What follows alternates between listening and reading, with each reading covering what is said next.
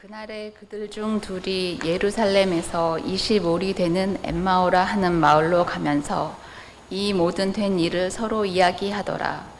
그들이 서로 이야기하며 문의할 때에 예수께서 가까이 이르러 그들과 동행하시나 그들의 눈이 가리워져서 그인 줄 알아보지 못하거늘 예수께서 이르시되 너희가 길 가면서 서로 주고받고 하는 이야기가 무엇이냐 하시니 두 사람이 슬픈 빛을 띠고 머물러 서더라.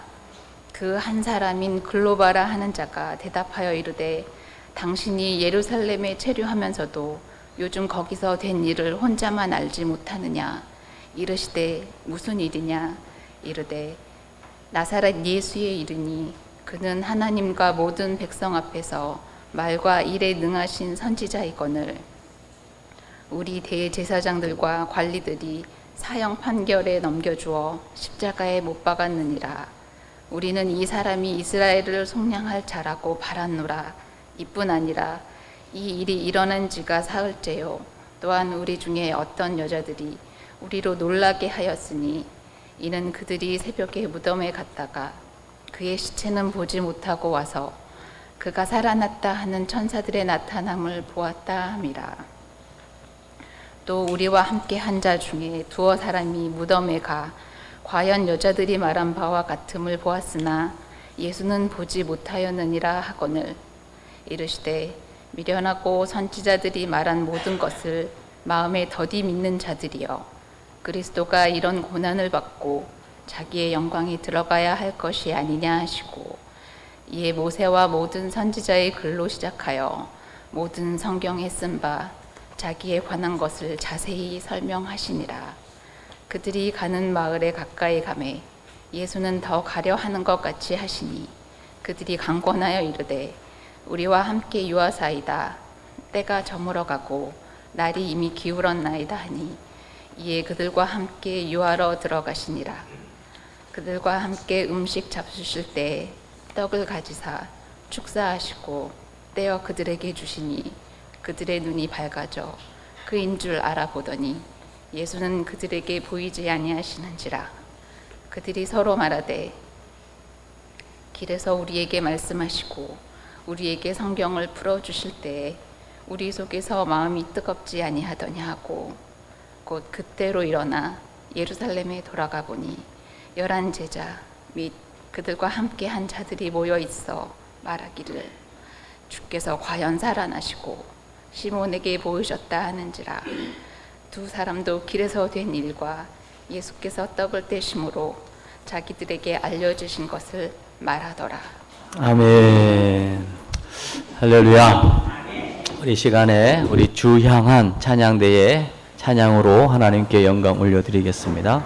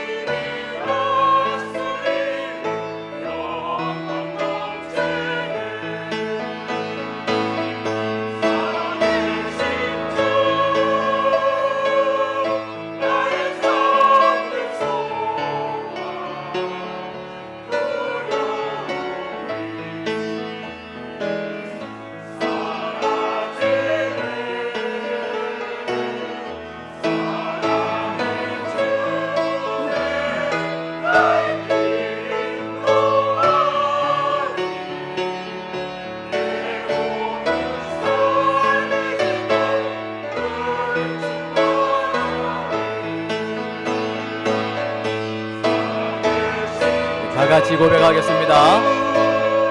나의 참된 소망 두려움이 사라지네. 사랑의 주께 갈 길인 너 내 모든 삶의 기쁨 늘 충만하네.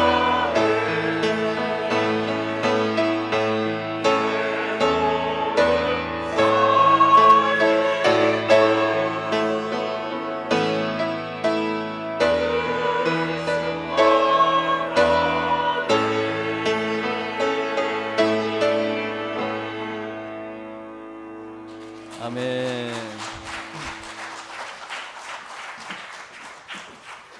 할렐루야. 부활하신 주님께서 오늘 예배하러 오신 우리 모두를 이 예배를 통하여 만나 주실 줄 믿습니다. 우리 한번 서로 인사하겠습니다. 주의 이름으로 사랑하고 축복합니다.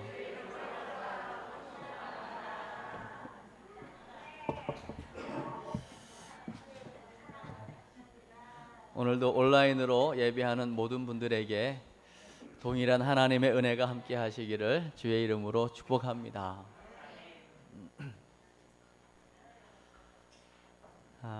오늘 예배를 준비하고 또 기도하면서 굉장히 가슴이 지금 제가 떨려요. 떨리는 이유는 한 영혼의 가치를 알기 때문이고, 한 영혼의 가치가 천하보다 귀하기 때문입니다.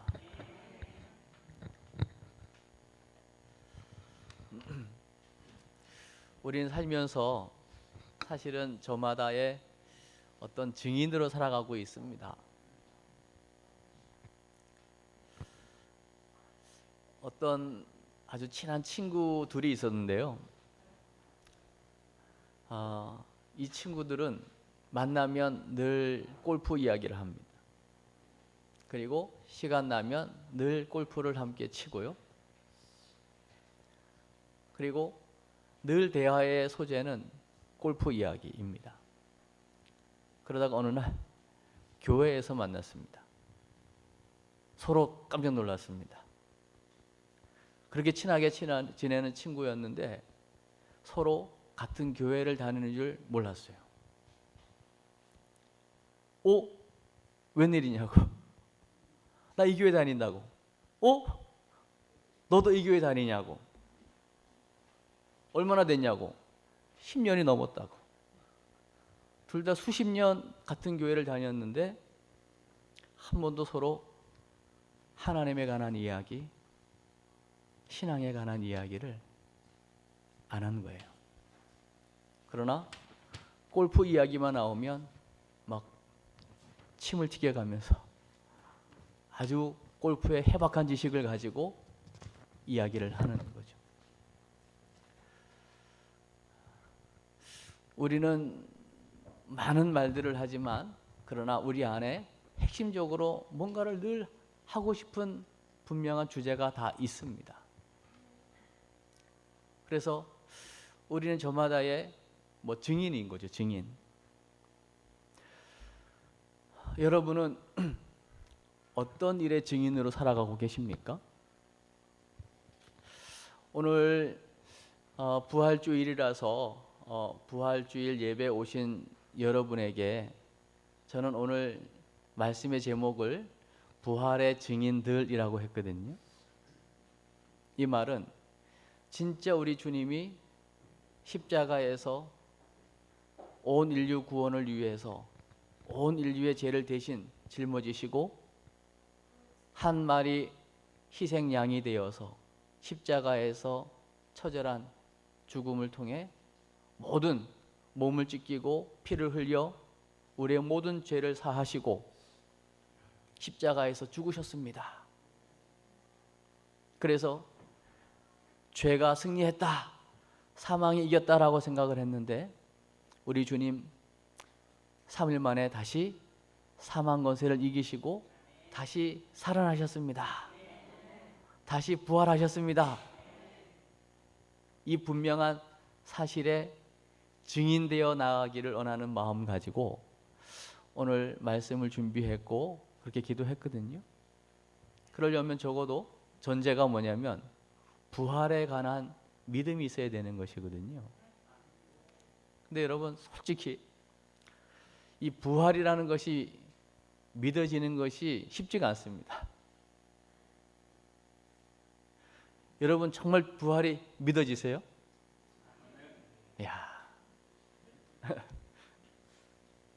어떻게 죽은 사람이 살아날 수가 있죠? 사실 제정신으로는 잘 안 믿어지는 게 정상일 겁니다.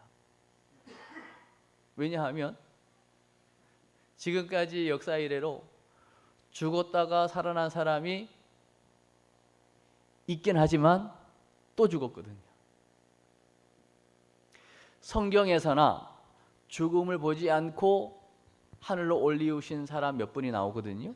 에녹도 나오고 엘리야도 나오는데 그것 또한 이건 하나님을 믿는 사람들이나 믿어지는 것이지 성경을 믿지 않는 하나님을 믿지 않는 사람들에게는 그건 또 허구와 같은 거잖아요.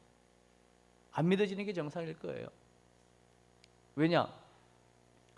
오늘 긴 본문을 읽었기 때문에 설교가 길 거라는 생각하지 마세요. 오늘 좀 짧게. 왜냐하면 오늘 본문 안에 설교가 다 묻어있기 때문이죠. 오늘 엠마오로 내려가는 두 제자를 소개하고 있거든요. 말 그대로 제자였으니까 주님 옆에서 주님 하신 일들을 봤고 주님의 말씀을 들어 가르침을 받았고 주님이 하는 사역에 이제 훈련을 받은 사람들이 제자 아니겠습니까? 제자임에도 불구하고 부활이 믿어지지 않는 겁니다. 왜냐? 십자가에서 아주 힘없이 죽는 모습을 봤거든요. 온몸이 만신창이가 되어서 모든 피를 다 흘리시고 아주 힘없이 운명하시는 모습을 보았기 때문에, 그리고 그 부활하신 주님을 만나기 위해서, 부활이 아니죠, 안식 그 첫날 예수님의 그 시체라도 향품을 좀 어떻게 바를까 싶어가지고 일찌감치 찾아간 여인들 이야기가 나오는데, 그 여인들도 예수님 시체를 보러 갔지 부활을 보러 간 게 아닌데 마침 그 무덤에 돌이 옮겨져 있고 시체가 없는 거예요. 무덤이 비어 있는 겁니다. 그 이야기도 들었어요. 그리고 천사가 나타나서 그 예수님은 여기 계시지 않고 살아나셨다는 이야기까지도 들었습니다. 그러면 천사의 이야기까지 들었다면 그건 거의 확실한 것 아닙니까? 부활? 그리고 그 여인들의 말을 더 이상 내가 믿지 못해서 내 눈으로 똑똑히 확인해야 되겠다라고 또 다른 제자들이 무덤에 찾아갔습니다. 그 제자들 역시 예수님의 시체를 보지 못했어요. 그러면 둘 중에 하나겠죠. 정말 살아나셨나? 아니면 시체이기 때문에 누가 훔쳐갔나? 아니면 잠시 기절했기 때문에 다시 깨어나셔서 어디 가셨나? 여러 가지 이야기를 할 수가 있겠죠. 어쨌든 결론은 부활 못 믿겠다는 거예요. 못 믿기 때문에 더 이상 예루살렘에서의 사역은 끝, 내 길로 가야 되겠다, 엠마오로 내려가는 거예요. 그런데요, 그 엠마오로 내려가는 그들의 얼굴빛이요, 어땠을까요? 낙심, 절망, 좌절. 그래도 그 예수라는 그 양반은 로마의 압제 아래에서 우리를 구원해 줄 정치적인 메시아쯤은 될 줄 알았더니 역시 사람이었군. 더 이상 소망을 가질 존재는 없어. 내려가는 겁니다. 그런데 오늘 본문을 이제 펴놓으셨으니까요, 우리 14절 15절을 한 번만 보겠습니다. 14절 15절 시작. 이 모든 된 일을 서로 이야기하더라. 그들이 서로 이야기하며 문의할 때에 예수께서 가까이 이르러 그들과 동행하시나 보세요. 서로 이제 여기서 이야기한다, 서로 문의한다는 얘기는 서로 말을 주고받으면서 옥신각신하는 겁니다. 야, 우리가 사람을 잘못 본 건가? 우리가 지금 헛수고한 건가? 우리가 참 역시 그 예수는 사람이었어. 우리가 믿은 게 참 착각이었어. 뭐 여러 가지 이야기들을 주고받으면서 지금 내려가고 있는데 거기에 누가 동행하시냐면요, 부활하신 주님이 동행하고 계세요. 근데 참 놀라운 건요, 16절 말씀 한번 보십시오. 16절 시작. 그들의 눈이 가리어져서 그인 줄 알아보지 못하거늘 그들의 눈이 가리어져서 예수님을 알아보지 못합니다. 3년 동안 함께 동행했던 예수를 알아보지 못해요. 어찌 이게 가능할까요? 가능합니다. 왜냐하면 그 예수님의 십자가 죽음의 처절한 모습을 봤기 때문에, 그게 너무나 자극적이고 충격적이었기 때문에 그 죽음이 완전히 머릿속에 탁 자리 잡고 있으면요, 더 이상 부활이라고 하는 생각을 갖지 않는 순간은 절대 부활하셔서 지금 동행을 해도 알아보지 못하는 거예요. 이만큼요, 우리의 생각이 참 중요합니다. 우리의 믿음이 참 중요한 거예요. 예를 들어 볼까요? 오늘 이 부활절 예배를 위해서 참 우리 온 성도님들이요, 축제 예배를 위해 기도했고 그리고 사순절 기간을 보내면서 정말 하나님께서 기뻐하는 천하보다 귀한 한 영혼, 그 한 영혼들을 우리가 품고 기도하면서 우리 함께 예배합시다, 함께 초청합시다 해서 오늘 이 부활절 예배에 참 많은 분들이 오늘 함께 예배하고 계시거든요. 그러면 보이진 않지만 오늘 이 예배 가운데 사랑이 흐르고 있는 것입니다. 제가 말씀 서두에 막 흥분이 되고 떨리는 감정을 표현했는데요, 이 떨림은 사랑에 의한 것입니다. 구역 신방을 하면서 목사님 이번에 저희 어머님이 나오신대요. 목사님 이번에 저희 딸과 사이가 나오신대요. 이번에 저희 남편이 나오신대요. 그런 고백을 들을 때마다 제 안에 막 감동이 오는 거예요. 그리고 오늘 초대장을 주면서 오늘 부활절 예배인데 꼭 한번 오세요 라는 그 초청을 받고 오신 분들을, 초청하신 분의 사랑이 지금 흐르고 있는 거잖아요. 그리고 오늘 이 예배에 오시는 모든 분들을 부활하신 주님을 꼭 만나기를 위해서 우리 온 성도가 기도했기 때문에 오늘 이 안에 보이진 않지만 사랑이 흐르고 있는 겁니다. 보이지 않잖아요. 그러나 있는 거죠. 자녀를 향한 부모의 사랑 보이지 않지만 부모님을 향한 믿음을 가질 때에 그 사랑이 느껴지기 시작하는 거죠. 마찬가지로 오늘 부활이라고 하는 이 분명한 믿음, 신앙을 가질 때에 오늘 엠마오로 내려가는 두 제자들은 그 주님을 경험하게 될 거예요. 그러나 부활이라고 하는 것을 내 사전에서 제외시켜버리면 지금 주님이 부활하셔서 함께 동행하셔도 알지 못하는 겁니다. 그래서 부활이라고 하는 것은 내가 애써서 믿을 수 있는 부분이 아닙니다. 내 노력으로 믿어지는 부분이 아니라는 거예요. 그럼 어떻게 이 부활이 우리에게 믿어질 수 있을까요? 어떻게 하면 이 제자들이 예수님의 부활을 믿을 수 있을까요? 바로 말씀을 통해서 믿을 수 있는 줄 믿습니다. 하나님의 말씀은 끊임없이 예수님에 대해서 말씀하고 있어요. 오늘 27절의 말씀을 한 번 더 보겠습니다. 27절의 시작. 이에 모세와 모든 선지자의 글로 시작하여 모든 성경에 쓴 바 자기에 관한 것을 자세히 설명하시니라. 아멘. 오늘 예수님이 동행하시면서요, 제자들에게 말을 건네면서요, 어찌 보면 약간 익살스럽게 이렇게 하면 되잖아요. 눈이 가리어서 알아보지 못하는 제자들에게 어깨를 한번 탁 칠 수 있죠. 아니면 저 같으면 뒤통수라도 한 대 탁 쳐서 정신 차리게 만들고, 나야, 나 예수야, 그랬으면 오, 주님이시군요, 금방 알아볼 수 있을 텐데, 우리 주님은 질문하시는 거예요. 왜 내려가고 있느냐고. 쭉 이야기하잖아요. 당신은 지금 예루살렘에서 일어난 일을 모르고 계십니까? 어찌 그 일을 모릅니까? 그 엄청난 이슈를. 계속 주님이 질문하시는 거예요. 그랬더니 급기야는 그 예수님의 시체를 찾아갔던 여인들의 이야기도 하고, 여인들의 말을 듣고 또 찾아갔던 제자들의 이야기도 하면서, 글쎄 아마 부활한 것 같은데 잘 믿어지지 않아서, 그때 예수님이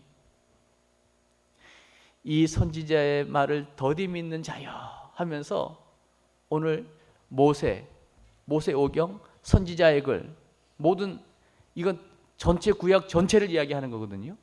구약 성경 전체를 통해서 이야기하고 있는 예수 그리스도, 자기에 관한 글.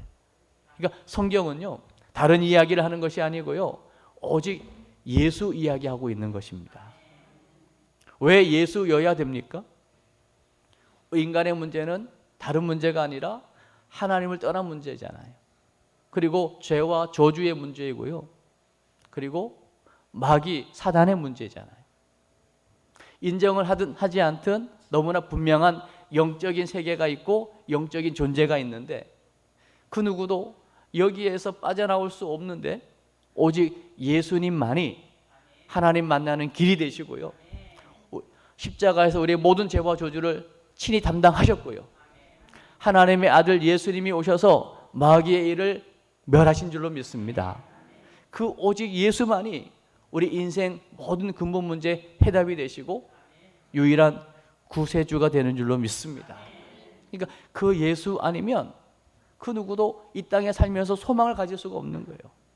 그러나 반대로 그 예수님만 바로 알고 예수님만 만나면 인생에 소망이 생기는 줄로 믿습니다. 그래서 그 예수님이 친히 오늘 구약 성경 전체를 통해서 자기에 관한 말씀, 예수에 관한 말씀을 쫙 풀어 설명해 주고 있는 것입니다. 오직 말씀인 줄로 믿습니다. 어느 날 갑자기가 아닙니다. 오늘 예수님의 부활도 갑자기가 아니었어요. 자기가 고난을 당하시고 죽은 지 사흘 만에 다시 살아나야 할 것을 계속 말씀하셨어요. 그리고 부활하시면 먼저 갈릴리로 갈 것도 말씀하셨어요. 그 주님은 말씀하신 대로 지금 일하고 계시는 거죠. 그러니까요, 오늘 하나님의 말씀을 풀어 자세히 설명할 때에 어떤 일이 일어나지 압니까? 33절의 말씀을 보십시오. 33절 시작. 곧 그때로 일어나 예루살렘에 돌아가 보니 11 제자 및 그들과 함께한 자들이 모여 있어. 33절이었나요? 네, 죄송합니다. 32절도 한번 볼까요? 시작. 그들이 서로 말하되 길에서 우리에게 말씀하시고 우리에게 성경을 풀어주실 때에 우리 속에서 마음이 뜨겁지 아니하더냐 하고. 할렐루야. 성경을 자세히 풀어 설명할 때에 이 엠마오로 내려가던 두 제자의 마음이 뜨거워졌다는 거예요. 하나님의 말씀, 성경의 계시를 통하여 우리는 부활을 확신할 수 있는 거예요. 그리고 오직 예수에 관한 이야기를 들을 때에 성령님이 역사하시는 줄로 믿습니다. 그 성령님이 역사해 주셔야 부활이 믿어지는 거예요. 오직 성령님이 임하셔야 하나님 하신 놀라운 일들을 우리가 경험하게 될 줄 믿습니다.